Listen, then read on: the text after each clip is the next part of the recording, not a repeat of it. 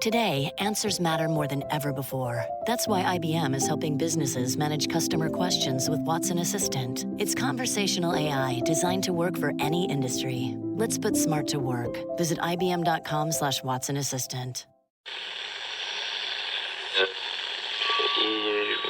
Empire.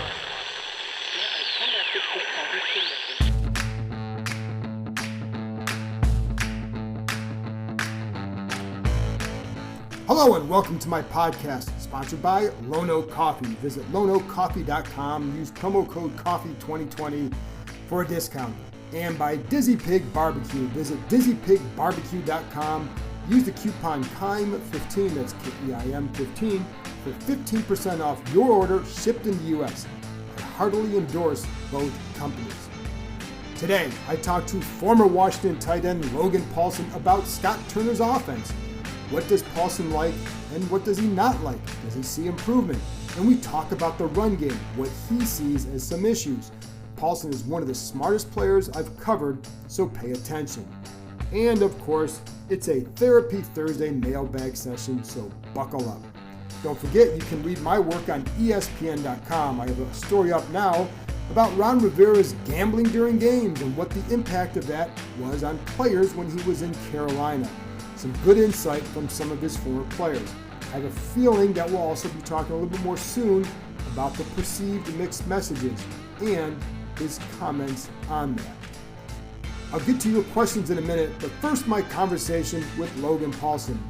Also, tune into him pre- and post-game on 106.7 The Fan.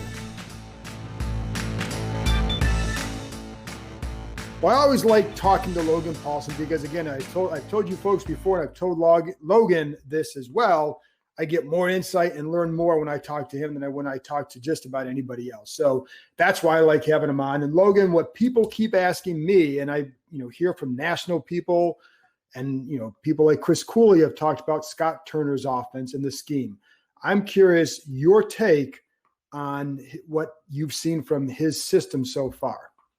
So on our show, we've been talking about it quite a bit, and just kind of how, disappointed I've been in terms of what he's put out there in terms of kind of cultivating something that's complex and challenges defenses intellectually, challenges their rules, challenges their fits. And, I've kind of been feeling that way for a couple of weeks now, but I will say, Sunday's game was kind of, I thought, a maturation a little bit. He did a lot of motion early. He kind of did a variety of different motions, jet sweeps, fake reverses to kind of just make sure that everyone's playing by the rules on defense and that they're lined up where they're supposed to be and they're fitting gaps the way they should be fitting. And so I like that. And I also like that they got into some kind of more down the field passing game stuff. And I do think that was probably a reflection of having Brandon Sheriff back. They probably felt more comfortable with the protections. But even then, they got into more play action stuff. They just did more stuff offensively than we've seen them do. And so to me, that kind of silenced some of my criticisms because obviously they're aware of what's going on with the offense and the trajectory that it needs to take. So is it perfect by any stretch of the imagination? I would say probably not. But I do think that they are.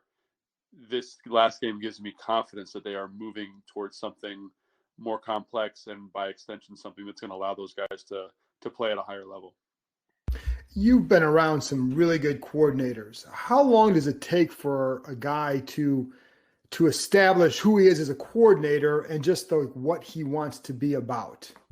Yeah, I think that's a really good question because, I was with Kyle here in Washington, and obviously, the first 2 years we were here, the offense was very average, and then Kyle went to Cleveland and same kind of thing. And I had a conversation with Kyle about it when I was with him in San Francisco, and he kind of said it takes 3 years, I would say, because of the learning required by the players. You can't give them too much. You can't give them kind of all these complicated things because even if you give them the most basic stuff, they're still learning the techniques in a lot of cases. And that's something that I think is so important to understand. This is the worst case scenario for Ron Rivera and Scott Turner. You have a young team with young quarterbacks, young skill position players, and you're installing an NFL offense.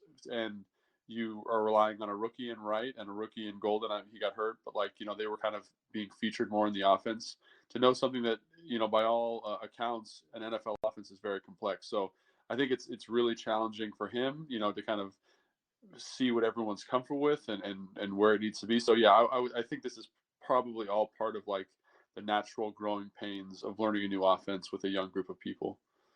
And then for, because again, you, as you talked about, you were with Kyle. And so, I mean, to me, he's almost as good as it gets as a play caller. Right.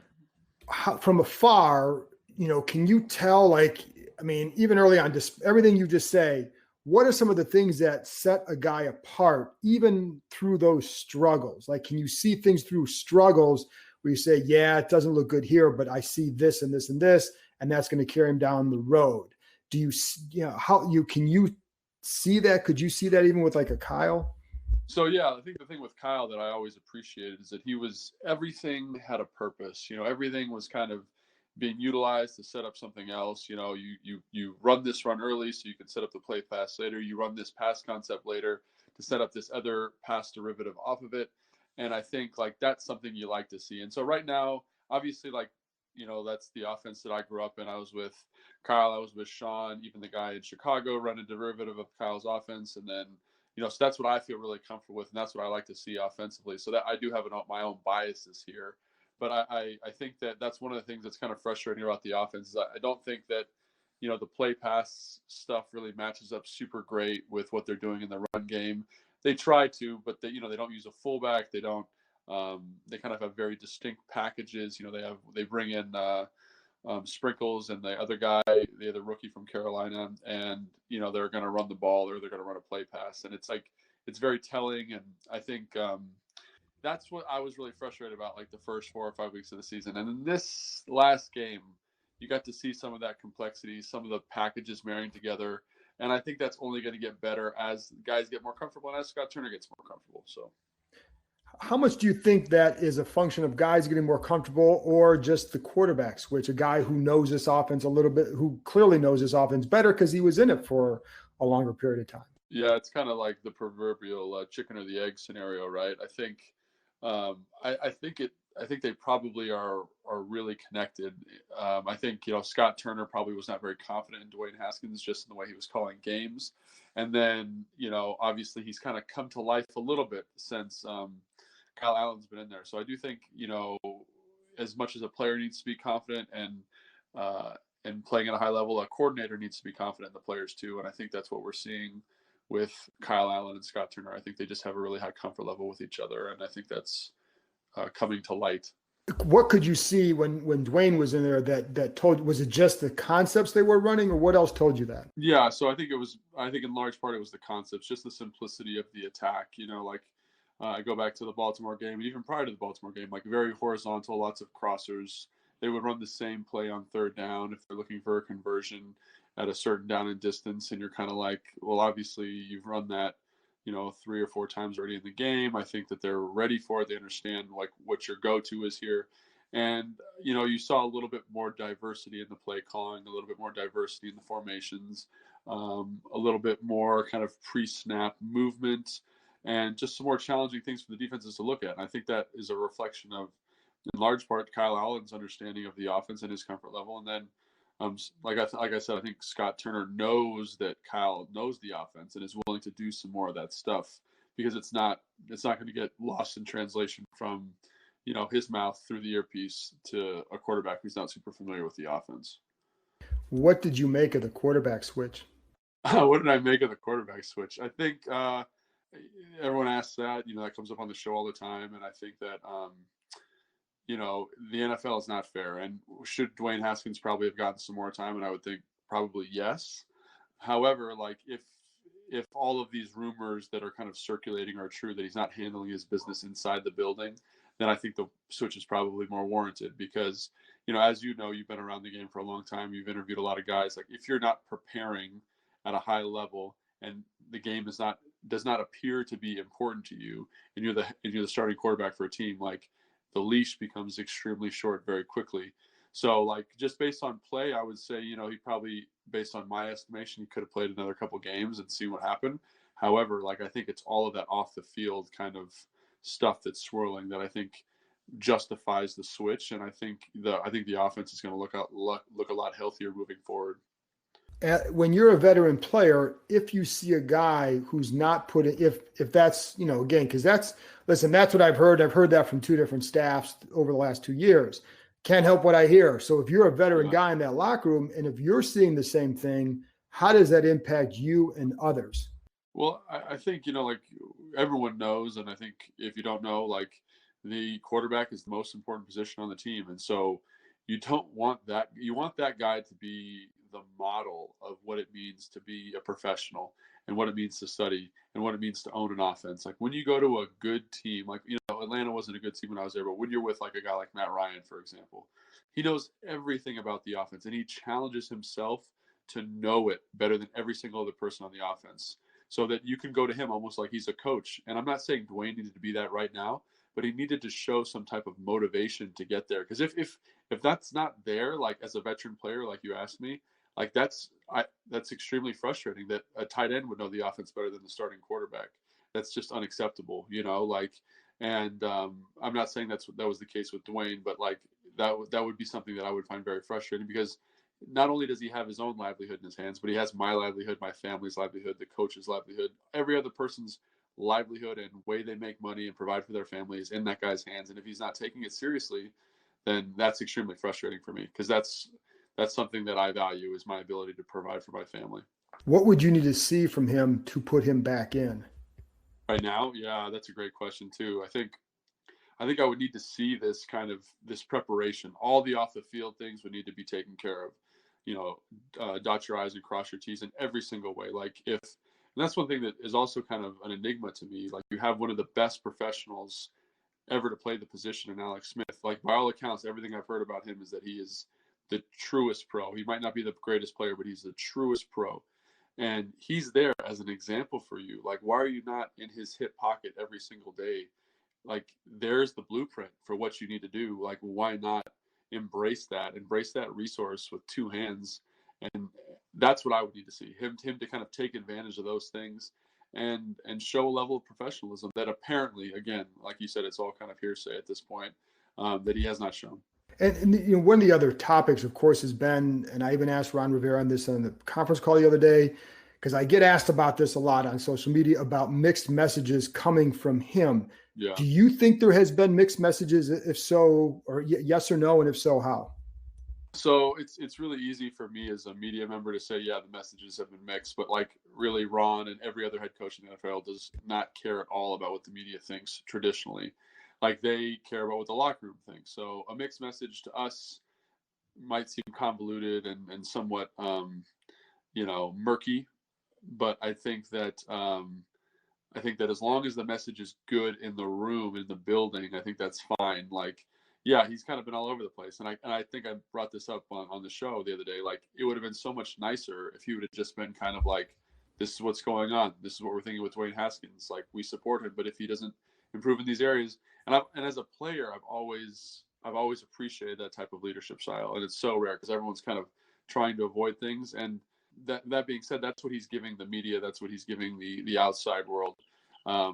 That's what he's giving the muggles, to kind of make a Harry Potter reference. Like, in the building, if they know what's going on, like, it's totally fine. And if the message is clear to those guys, that's all that matters. And I agree with that. I think what we think I've always felt like the number one thing is what the players inside there think more than anything. What about the 2-point conversion? Did you agree with that one? I think that's a decision. Like, even if you look at the analytics, that you probably could justify, and probably is justifiable. And I have no problem with the decision at all. Like, would I have done it?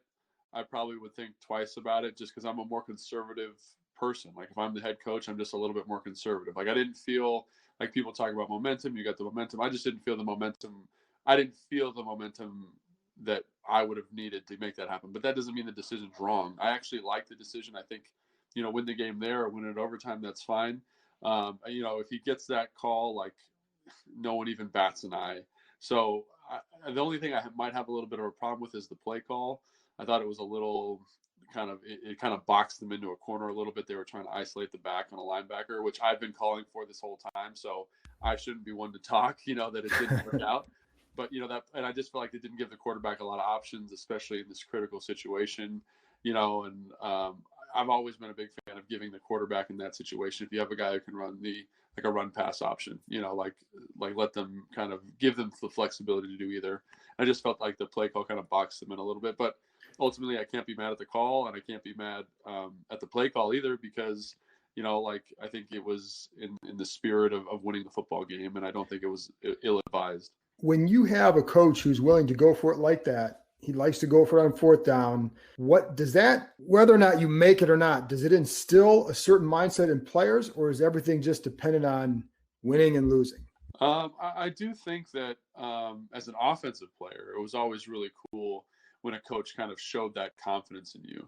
And I think the thing that people have to be aware of, though, is that confidence has to be justified. It can't be like, oh, we're going to go for it on every fourth down because I'm trying to prove something to somebody. It has to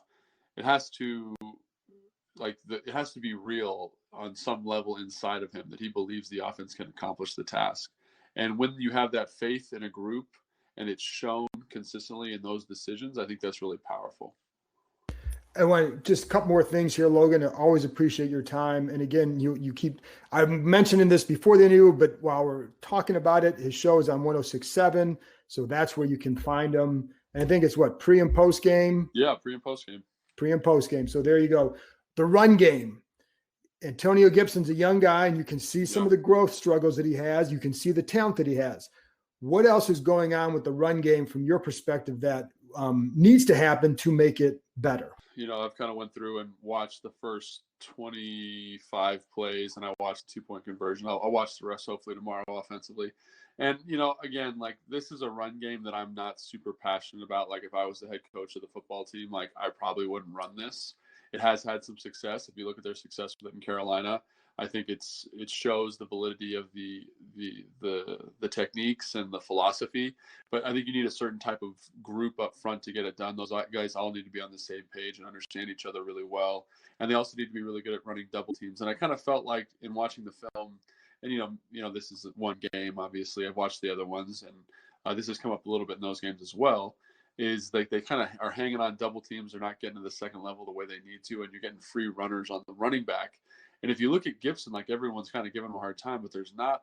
The one thing about a gap running scheme is it's designed to hit in a certain place, right? So if you can't move that defensive lineman out of the way and then seal off the linebacker and then kick out the defensive end, or however you choose to do that, if you can't do that with the guys you got, there is very little air, which is one of the reasons I don't like it, is because I think it limits the back's creativity. If they're running outside zone, you give the back multiple opportunities to make a cut. And I think that's always better. More choices are always better, especially when you have an athlete like Gibson back there. Now, you look at the running back down in Carolina, who's probably the best in the NFL when he's healthy. He did very well in this scheme, but this is what he ran in college, and so he's really familiar with it, and he's always very comfortable. I don't know if that level of comfort is here yet with this player, but I do think if you're a fan of the Washington football team, and he, in my opinion, he's been one of the bright spots. He breaks tackles, he makes guys miss. He's got tremendous ability. I think it's a little bit him, kind of in his inexperience, but also I think the offensive line. It's the first time they're working together, and this is it's a challenging system to run if you've not done a ton of it. So I think it's a two-pronged issue. And that's why I like having you on, because I can see what Gibson's struggles are as far as the patience that he needs to sometimes show him. There's a play the other day where he's in the hole at the same time that the tight end is pulling. You know what I mean? Right. That's not right. And there's been some games, I thought the Baltimore game, you missed some holes. Yeah. But, I think that's why I like having you on, because you are so good at explaining that aspect of it. And I do think if they put him in an outside zone scheme, I think he'd probably be really good in that kind of situation. The last thing I wanted to ask you, though, have you seen growth in this team, and what kind of growth do you want to see the rest of the way? I think, this is a loss, obviously, against a team that's not very good. But when I was watching and prepping for Sunday's game, I thought the Giants defense was pretty talented, especially up front. Their front seven was really good, and then they also had some really good cover guys. And so for them to kind of have the offensive production that they did, the consistency that they did, moving the football, sustaining drives, converting on third down, I like that. I'd like to see I'd like to see more of that, because as the offense gets healthier, those things become easier, and that's just great for everybody. And then defensively, I've talked about this. I'd like them to start trying to eliminate some of the mental mistakes and some of the communication errors, which I think have led to some big plays. I'm not in the room with those guys, so I don't know for sure, but it just looks like in the back end, especially, they're not on the same page. And, like that's the great thing about defense. It takes all 11, it takes all 11 to make you right. And so like, there's been a couple times where like Landon Collins has caught some heat for missing a tackle, but it's really one of the defensive linemen hasn't squeezed appropriately and created a gigantic hole and an impossible tackle. So I'd like them to see those guys kind of get on the same page, get into more third and long situations, and really let that pass rush come to life. I feel like, since week one, they haven't really had an opportunity to just pin their ears back and rush the passer in obvious passing situations, partially because they're never playing from a lead, and that makes it really hard to be effective as a rusher. So I think that's a really talented group, especially on the edges in terms of pass rushing. It'd be great to see them have an opportunity to show that. Yeah, it's kind of hard to rush the passer when you're down by 14 points in a lot of games. So that kind of limits what you can do there. But Logan, I appreciate you coming on, and like I said all the time, I appreciate your insight. Thank you. Thanks, man. Appreciate you having me on, John. After this break, I'll be back with your mailbag questions. Is Ryan Kerrigan on the trade block? Support for this podcast comes from AT&T. 5G from AT&T is fast, reliable, secure, and nationwide. So, should you switch? Well, historically, those were the reasons new tech was adopted.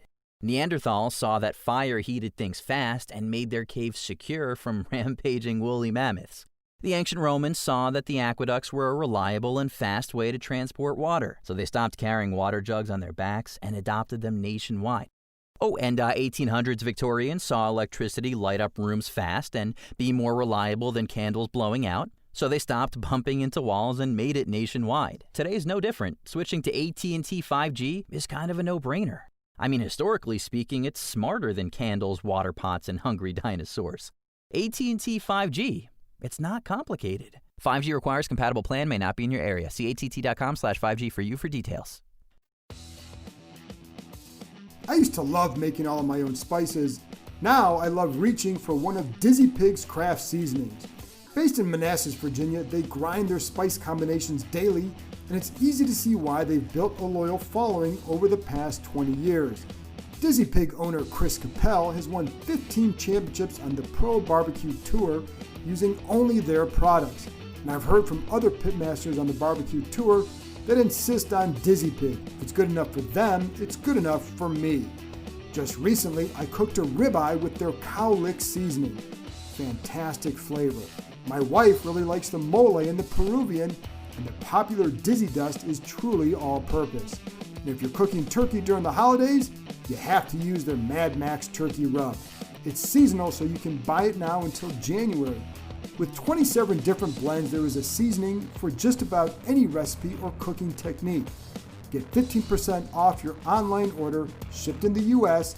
if you use the coupon KEIM15, that's Keim 15, at dizzypigbbq.com. That's DIZZYPIGBBQ.com. Welcome back. The doctor is in. Before I get started, though, I was asked a few times about running back Bryce Love. I'll just tell you that he's still working his way back, still on IR, of course. And I'll also tell you it's not like they're sitting there saying to themselves, just wait until Bryce gets back. He still has a lot more that he needs to show them when he does return before they get that excited. So there's your update. Let's get to the questions. Thomas Rogers wants to know, is Ryan Kerrigan on the trading block? Hey, Thomas, I kind of answered this one last week, but was asked again by a few people, so here we go again. No, he's not on the trading block. I would say I do believe he'd welcome a trade at this point, seeing how he probably doesn't factor into the future here in the last year of his deal. Though that could be as much Dan Snyder's call as anything. One person here called Kerrigan a legacy guy. But Kerrigan's role has also been curtailed, of course, coming off a career low 7 snaps. And, rightly would be with his less time behind Montez Sweat and Chase Young, it's understandable. But Washington does value his leadership and wants him around for that reason.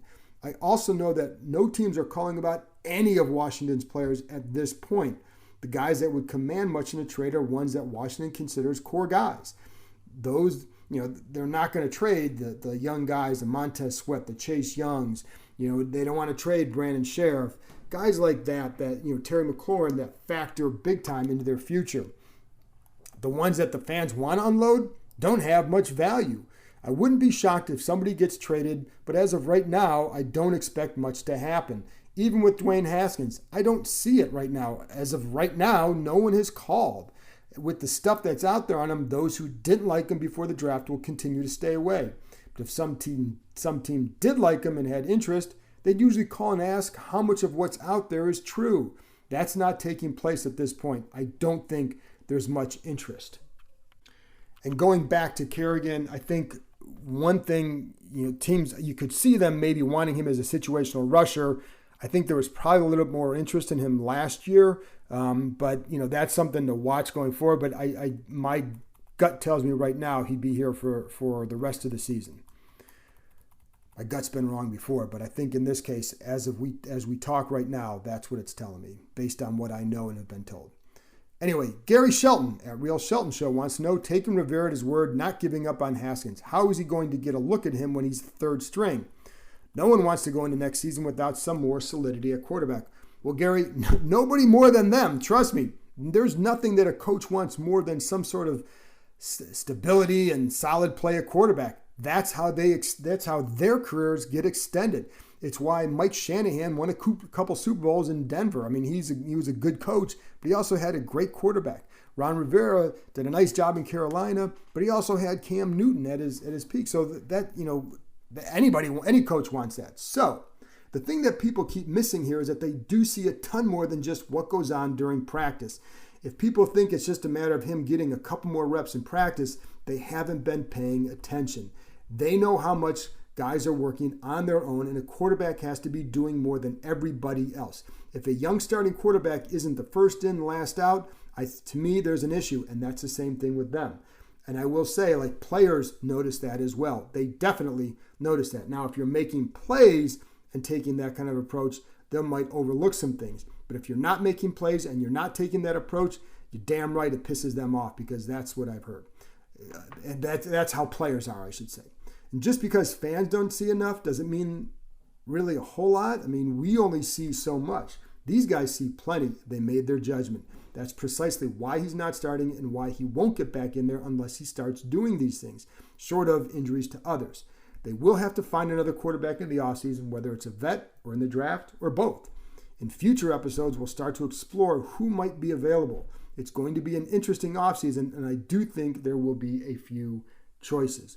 But that's why I say it's not about where he's at.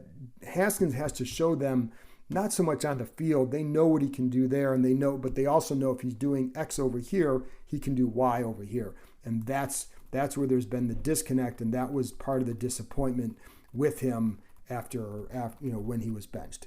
Anyway, Skinny Dennis, at Dave Butts. Are either Charles or Christian viewed as possible starters for a good NFL team, or is that another position where the team has a placeholder?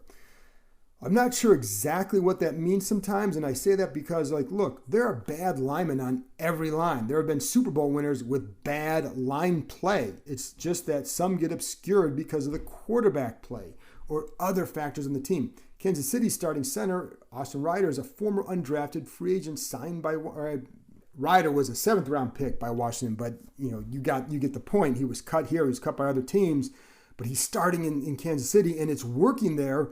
You're playing in front of Patrick Mahomes. Now, he's done a good job when I've watched him, but the point is, it's if he were playing with a lesser QB, would he be starting? Would it be as effective? Maybe not.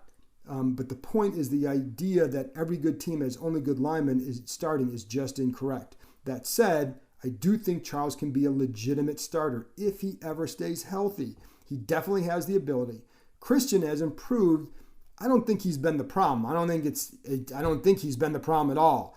He does have issues with stunts often, and I'm not going to say he's been great by any means. But when I go back and watch the coach's tape, it's not like he's always getting manhandled all the time either. Heck, Brandon Sheriff had some issues against the Giants on a couple runs that I saw, and he's had them in other games that he's played this year. It's just that when people see that, there's a different perception.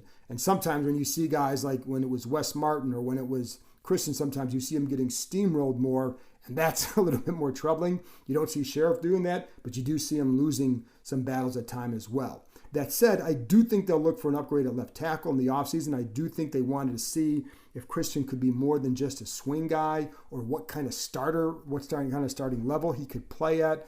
But I think that'll be on the list in the offseason. What helps an O-line is good quarterback play and playmakers that can keep a defense honest, and then giving a line a chance to breathe a little bit more. And that's something that Washington also has to do too. There are other ways to improve the line as well. So to sum up your question, I do think Charles I think let's phrase it this way. Would they be good starters? And I think Charles could be a good starter. I don't know that Christian can be. So how's that maybe that's a better answer. Brian Johnson says, thanks for your work. Is there a player on the roster right now that may not be getting much time, but by the end of the season might provide solid play at a particular position? Maybe receiver, O-line, linebacker. He rattles off a few of them. Looking for a sleeper. I think what you're looking for is hope, and I don't blame you. I would have put Sadiq Charles in that spot, and I still think we can. It sounds like he should return after the bye week, but then he's got to stay healthy. I think linebacker Kaliki Hudson is another, because he's not a guy who's getting any reps from scrimmage, but he's somebody I'd like to see. Can he be more than just a special teams player? Not a big guy, does play with speed. I think a lot of the young players already playing kind of fit this bill already, from Antonio Gibson to a guy like Cole Holcomb. Those are young kids, so their development is crucial. So I think I'd be paying attention to how do those young kids develop. These are guys who can develop into solid starters at some point. To expect them to be there now, I think is unrealistic. But I think that's where your hope has to lie. I don't think there are a lot of guys on the sidelines that I put in this category at this time. It's a young team. The sleepers are already on the field for the most part. All right, Tim Smith says, I see some similarities with this team and the 2011 team. Newly drafted defensive star starts to make a difference. Plucky turnover-prone QB, not enough weapons, make for generally losing games. That team seemed more likable. Do you have a sense why this team isn't more accepted? Tim, well, there's a couple of things. I do remember in 2011 how obviously there were issues and John Beck was not very good at quarterback. What jumped out to me that year was how they were still able to get receivers open, like Jabbar Gaffney and Dante Stallworth at the end of his career. That's when I felt like Kyle Shanahan, to me, showed that, this guy's going to be really good as a coordinator, because they were middle of the road on offense. And you look at that talent, they should have been around, the bottom third easily. So I think we'll start there. But I think also, because I'm not a fan, it's hard for me to accurately say why they're not more accepted. I do have my theories, though, and it starts with the fact that since 2011, there's been a lot of losing and disappointment and false hopes, from RG3 to Scott McCloughan to the Cousins situation, and now the name change, and now this. And this is an angry fan base now, and it's an angry society. I mean, the pandemic and all that. And I think you take a fan base that has been asked to be patient so many times, and it hasn't been rewarded. I think they have to be patient again. It's a lot to ask. I get that. In 2011, social media wasn't as dominant either. I think that's another factor. But they were still close enough to the Gibbs years, I think, and they felt they had a good coach in Mike Shanahan. Also, that was a time where Bruce Allen wasn't as hated as he became, and they were just free of the Vinny Serrato years. So I think there was still some good vibes because of that, I think. You guys would probably know better than me. That's just my theory. I'm sure if Twitter had been bigger back then, there were times that Shanahan would have been roasted for certain things, like his standing on the table for John Beck and more.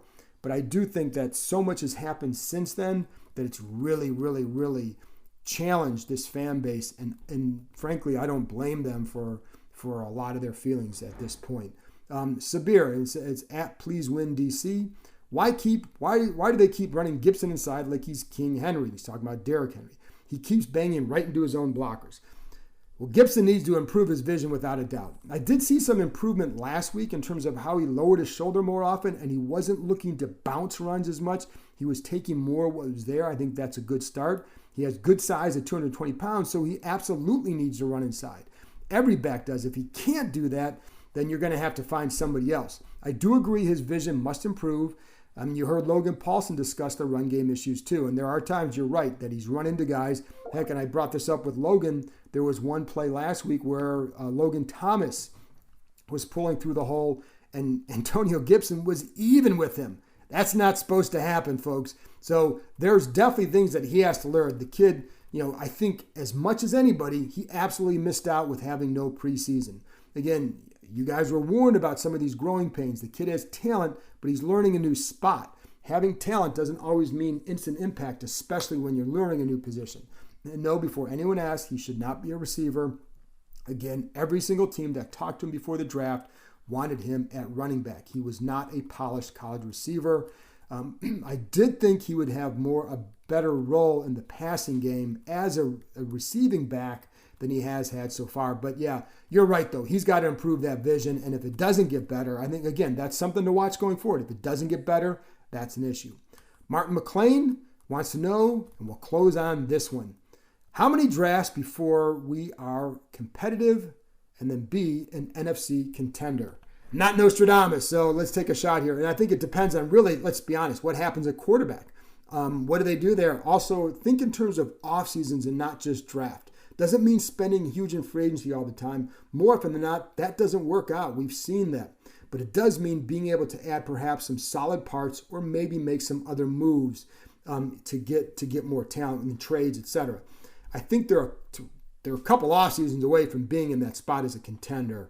But that assumes that they make the right moves and that owner Dan Snyder doesn't get impatient early in Rivera's second year if it's not improving. That's typically when Snyder becomes really impatient. But even if they go 4-12 this year, that's kind of comparable to what happened with Joe Gibbs was 6-10, Mike Shanahan 6-10. So those weren't great starts, but I think this team needs to show more and be more competitive down the road. They have a brutal finish, especially for given who they are. So if they can be competitive in those games and sneak in a win or two in those last 6-7 games, then I think then you can say, okay, maybe they're getting somewhere. That's what they need to show. But as I look at this roster, we can all see they need more help in the secondary, more help at linebacker, more help at receiver, more help at running back, at quarterback, a tight end, another lineman. You're never gonna find all that you need. You're gonna have needs every year. It's why every team loses games and has their own flaws.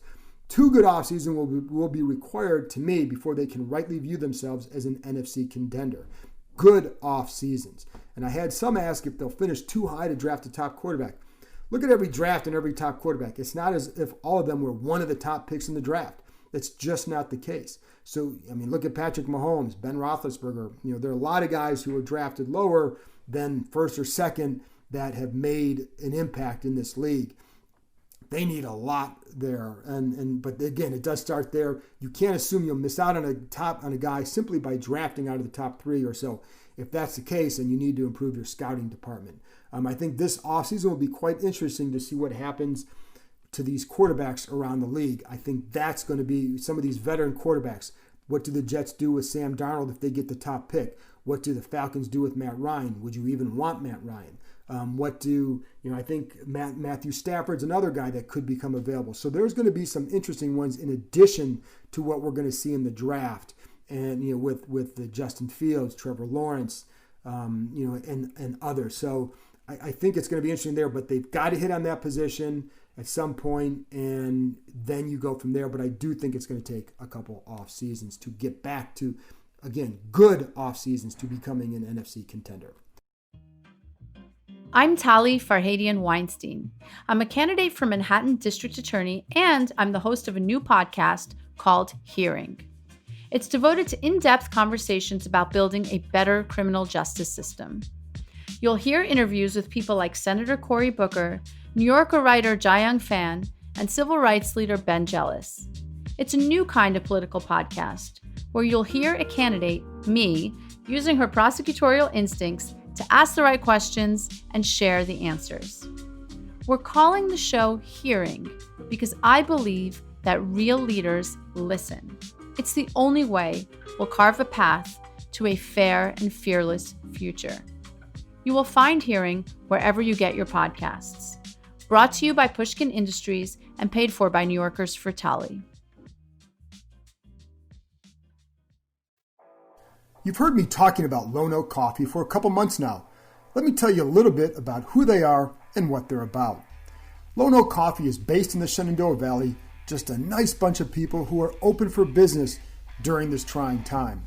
Just look at their website, loneoakcoffee.com, and what do they highlight? Their core values of quality, family, transparency. They work with co-op farmers from all over the world to source their beans. They also support small farmers to find the right beans. During this pandemic, one of my saving graces has been grinding my beans from Lone Oak Coffee and taking a few minutes before the day to savor the coffee, get my mind right. Put a little jazz or Frank Sinatra or Louis Armstrong on in the background, it's even better. I've enjoyed all their blends, but among my favorites, the Ethiopian Guji, love the berry flavor, the Mexican Chiapas, and their house blend.